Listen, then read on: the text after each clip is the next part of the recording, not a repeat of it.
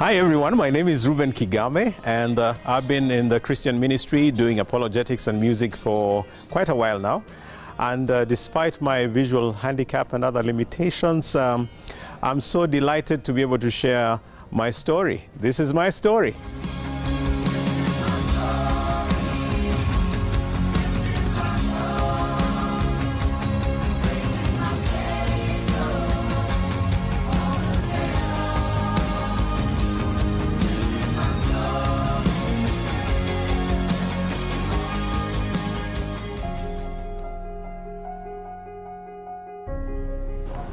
I was born way back in 1966 in Bunyore, now in Vihiga County. At that time it was in Kakamega district. I grew up in a very happy home. I grew up in a home where love from my parents and siblings came naturally. My father Richard and my mother Susan really loved me. And at the age of 3, something happened to me that drastically changed my life. I became blind. I lost the ability to see primarily from cataracts that developed in both my eyes. And so I gradually lost my sight. I actually do remember some colors and some, figures and so on. But they're vaguing away right now. But I do remember colors very vividly, being outdoor and all that. But it happened gradually because when it finally struck me that I was blind, we were at dinner and having a nice meal, and I reached out for the ugali and I touched the side of the plate. And my mother goes, What is happening to you? And she goes, you mean, are you going blind or what? Little did she know that actually I was going blind. His life having taken a different tangent, his family stood by him, proving to him that he was no less of a human. What was even more exciting is that my brothers and sisters, 3 on each side, really loved me, and we played the most hostile games and, ran around and pushed wheelbarrows and, played all those climb and jump from a tree and stride across a stream and all that. And we did that, virtually every single day. And I so loved being with my siblings and the neighbors that I've written a song that is called Back to My Childhood. And it just says that, take me back to my childhood, take me back in time, where people used to care with a love so real and rare today,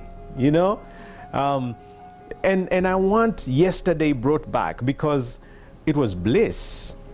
And I think it's because I was accepted. When you accept a child, they become what God intended them to be. Time moved really fast, and Reuben was taken to a boarding school miles away from his home, a thing that he did not easily embrace. To this day, I hate boarding schools because I was in boarding school from nursery school to university. Universities are boarding schools, only they're larger.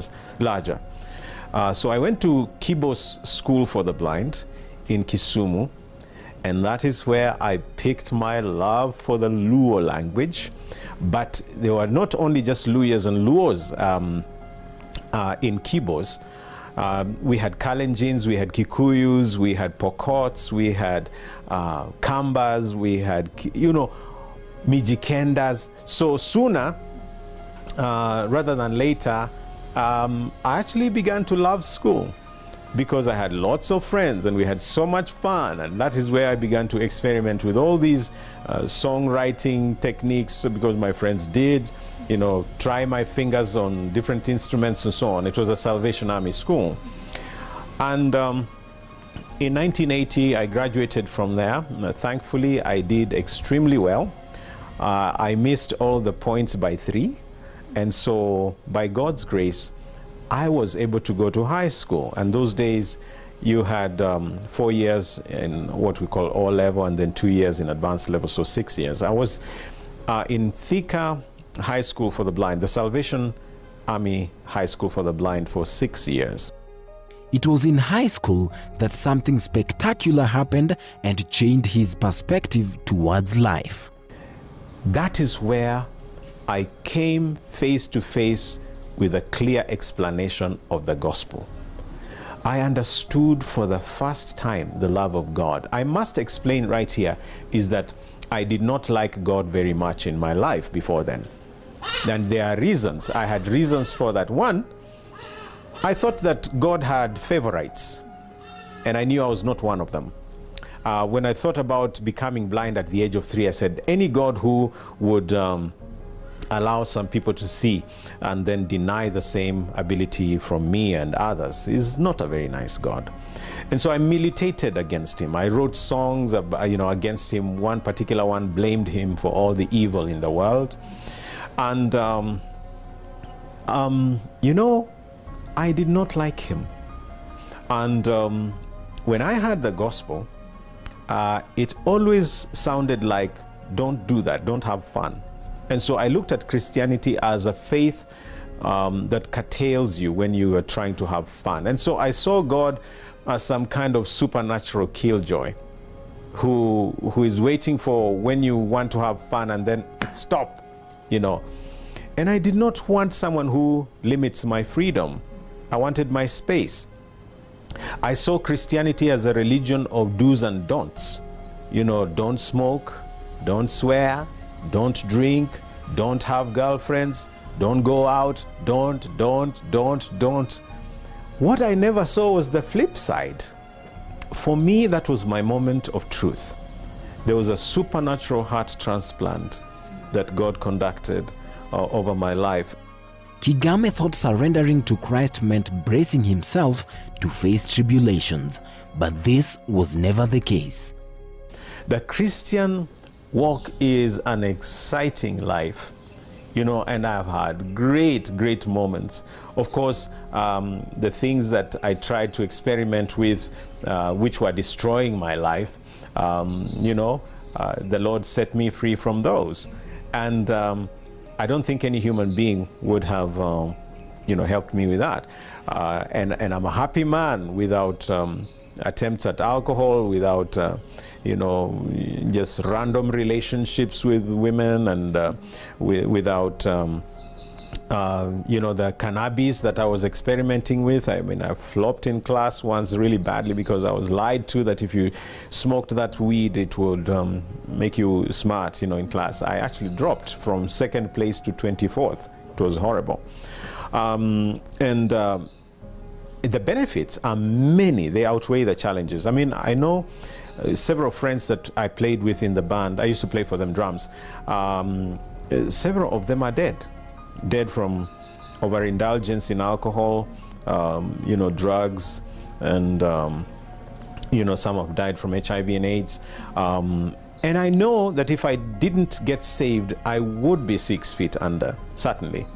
Kigame's parents were determined to give him the greatest gift, the roots of responsibility and the wings of independence, and the sky could only be his limit. I actually wanted to become a lawyer, but missed the entry by 2 points. And so I was, sent kicking and screaming into KU to study education and history, philosophy, and religion. In KU, that is where my faith came to the rock.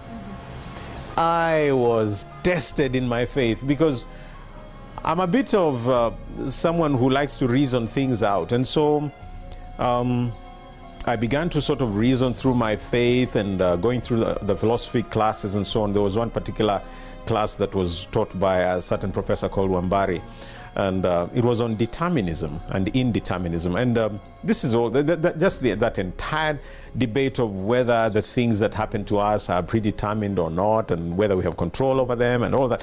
So I went through that class, and for once in my faith, I thought, what stupid thing have I believed? Because if I'm a sinner and determinism is true, then God has determined my being a sinner. If I fail, it's because he has put the mechanism in me to fail. And all that, and all that. And I'm thinking, whoops. So the class ends, and my head is going, you know, thinking, oh man, I discovered some truth, but I don't like the truth I'm discovering because it's going contrary to my faith. So I go to my room, and I used to say in the Longonot area, anyone from Longonot? Hey, okay. So I just sat in my room and began to think, you know, before I ditch Christianity, let me probably just have audience with God just once. And I do not know how to explain this. I don't know how I can tell it to you. But where you have your whole system resonating with, before you ditch, why don't you read the Bible? Read something. Open the Bible and read. And on the desk in my room was this big Braille Bible. And you know, the Braille Bible is bulky. So I open at random. And where do I open to? But 1 Corinthians chapter 1. And I'm reading about how God has chosen the foolish things to shame the wise, and how, you know, the weak things have been used by him to shame the strong. And then comes verse 20, and it says, where is the philosopher of this age? Where is the disputer? Hasn't God, you know, chosen the weak things to shame? And I'm thinking, that was a philosophy class. And the Bible is actually calling on a philosopher to come forth and reason. And, you know, it begins to ring in my mind that God has always reasoned with people. I'm hearing Isaiah say, come now, let us reason together. People think Christianity is close to reasoning. No, other faiths are more closed. In fact, their faiths, if you criticize their prophet or their book or their whatever, you will die. For the first time, I began to think, I've read the Bible, but I've never seen this angle where God is interested in reason. So I realized God is not afraid of reason. And from there, I had a revolution. Because now my faith and reason began to merge. Before, they were like separate entities. No sooner had Reuben graduated from campus than he got an opening and started cutting a niche as a teacher. This went on for a short time, and he had to heed to yet another calling. I resigned in order to go into full-time ministry in the area of Christian apologetics and music. And the apologetics ministry is a lonely, very abandoned ministry by the church. They think actually it's a bad thing. It's a very, very nice thing. It's that ministry where you engage people regarding what they believe and why they believe what they believe. And so that takes you to answer questions that are raised about Christianity. It takes you to also respond and explain things. So when I see people like Harrison Mumia and the Atheist Association in Kenya thinking like they have finally discovered something new, I'm thinking, okay, so what is this new that you've discovered that we didn't deal with many years ago? But this is what apologetics is about. Let's sit down. Let's talk about this. And Christians are not afraid to talk. You just don't call them. You don't call me. Let's talk. I've been reading, a columnist like Philip Ochieng, and Philip Ochieng says, Jesus was not historical. The Trinity is just an Egyptian makeup. And I'm thinking, guy, you've been to school. That is selective reading. And we just don't engage with issues anymore in Kenya. That is why we are going the direction we're going.